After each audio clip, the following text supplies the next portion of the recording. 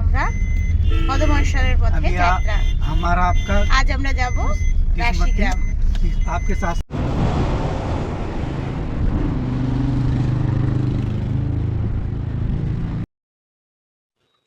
পথে আমরা দেখে নেব দেবপ্রয়াগ, ধারী মাতা মন্দির আর উখিমঠ। এই উখিমঠই হল বাবা কেদারনাথ, রুদ্রনাথ এবং মধ্যমহেশ্বরের শীতকালীন আবাস।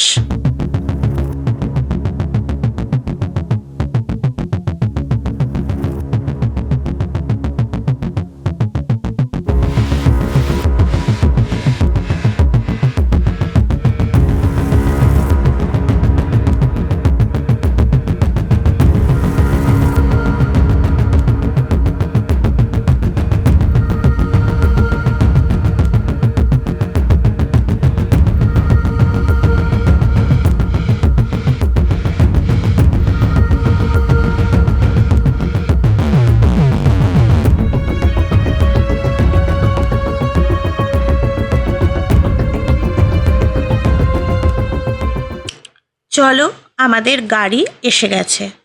আমরা এখান থেকে একটি প্রাইভেট কার বুক করেছি। পার ডে 3000 টাকা করে গাড়ি ভাড়া পড়েছিল আমাদের। এই গাড়ি আমাদের বুকিং ছিল হরিদ্বার টু হরিদ্বার। আজ রাকেশদার গাড়িতেই আমরা যাব মধ্যমহেশ্বরের পথে। ওনাকে আমরা কলকাতা থেকে কন্ট্যাক্ট করেছিলাম। এই রাস্তাটা একদম চিন্তামণি আশ্রমের উল্টো দিকের এই রাস্তাটা কিন্তু গঙ্গা ঘাটের দিকে যাচ্ছে। এখান দিয়ে সোজা এই যে দেখা যাচ্ছে এখানে একটা ঘাট আছে। চলো একবার দেখাই তোমাদের ঘাটটা।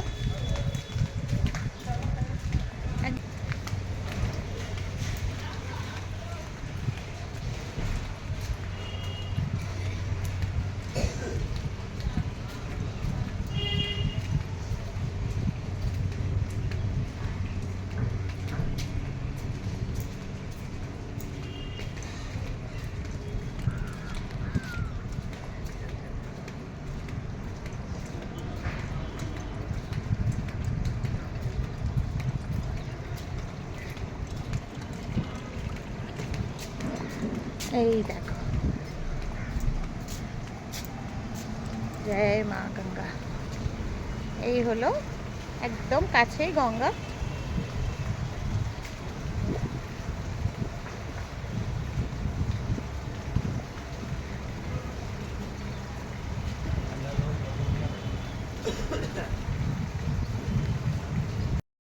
শুরু করে দিয়েছি আমরা পদমহেশ্বরের পথে যাত্রা। আজ আমরা যাব রাশিগ্রাম। आपके साथ सफर हो रहा है। হরিদ্বার থেকে 200 কিলোমিটারের পথ।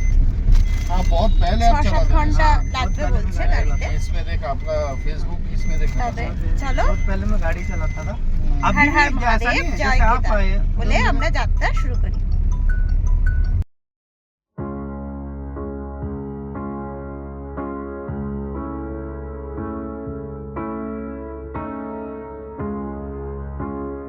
হরিদ্বার শহর ছেড়ে আমরা এবার চলে এসেছি পাহাড়ি পথে। দুদিকে অপূর্ব সুন্দর সৌন্দর্য আস্তে আস্তে উন্মোচিত হয়ে যাচ্ছে আমাদের চোখের সামনে।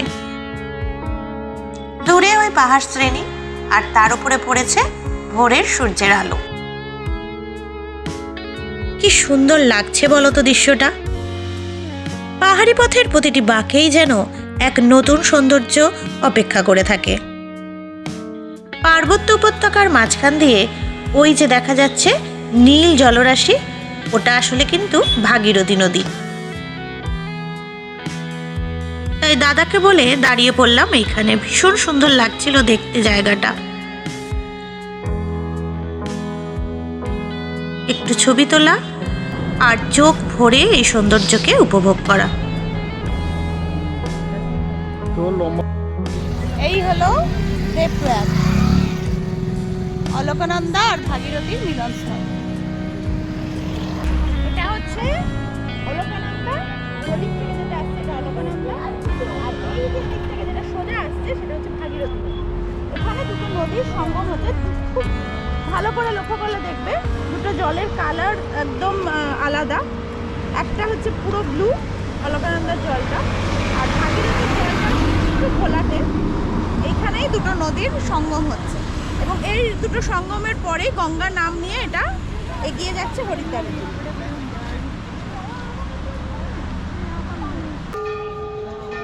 এই হলো ধারী মাতা মন্দির।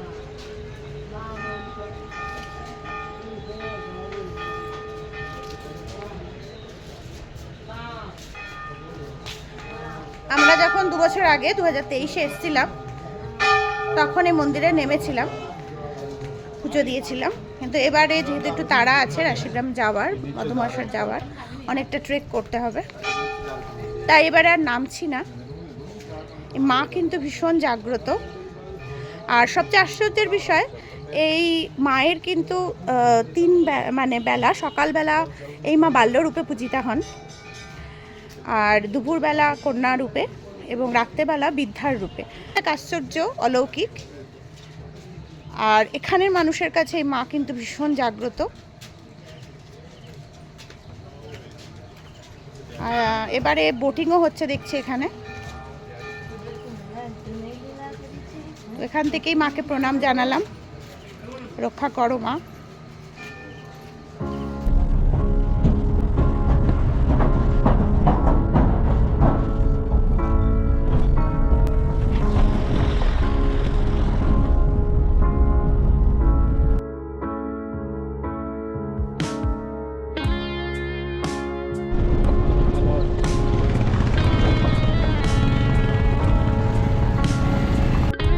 पहाड़ी में ये जो जगह सिलेक्ट होता है जहाँ पे घर बनाता है वो कैसे होता है?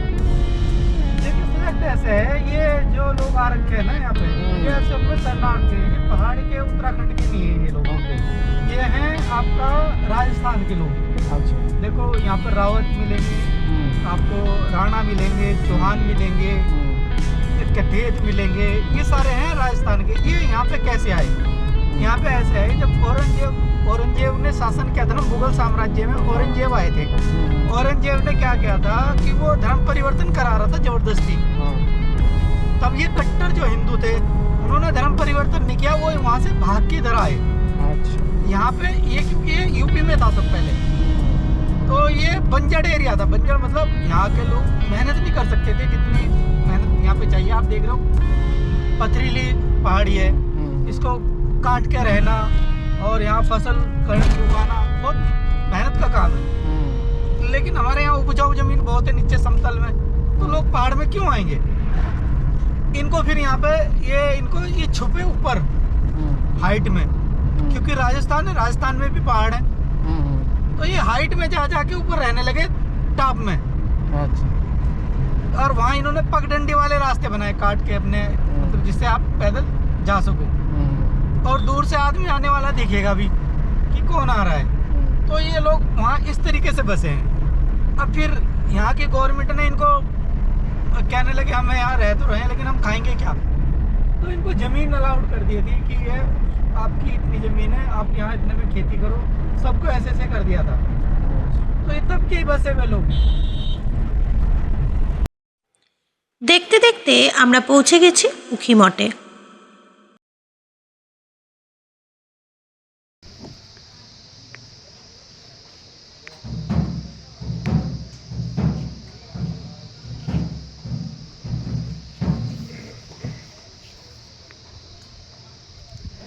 আমরা এসেছি এখানে উখি মঠে, যেখানে 6 মাস যখন কেদারনাথ বন্ধ হয়ে যায় তখন বাবাকে এখানে এনে রাখা হয়।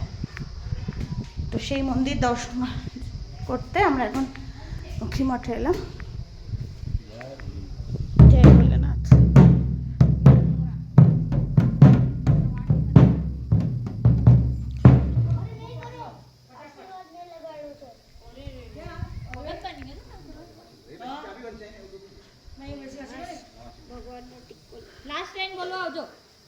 আমার কাছে ভীষণ সুন্দর লেগেছে এই মন্দিরটা।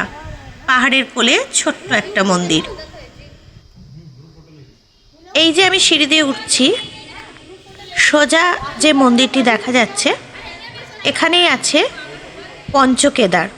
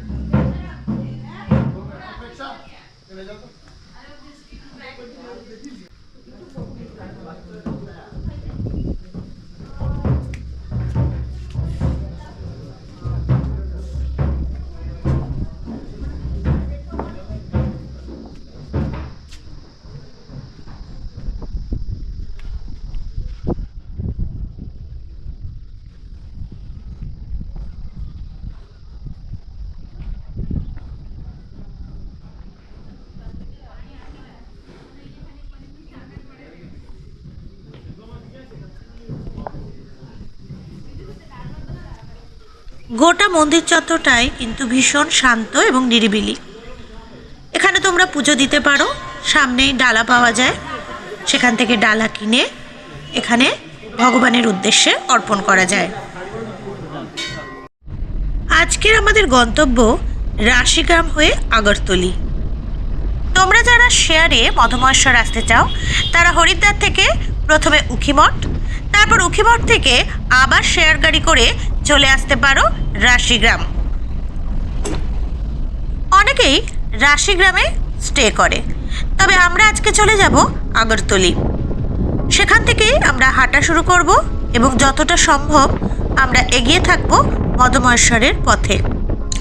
এর পরের ভিডিওতে আমি বলবো কিভাবে আমরা আগরতলি থেকে মধুমহেশ্বরে পৌঁছালাম। আমার পরের ভিডিওতে থাকবে মধুমহেশ্বরের যাত্রাপথের অপূর্ব সৌন্দর্য, কিভাবে আমরা পৌঁছালাম প্রায় 18 কিলোমিটার ট্রেক করে, সমস্ত ডিটেলস এবং তথ্য। ততক্ষণ তোমরা সবাই ভালো থেকো, আবার দেখা হচ্ছে আমার পরের ভিডিওতে।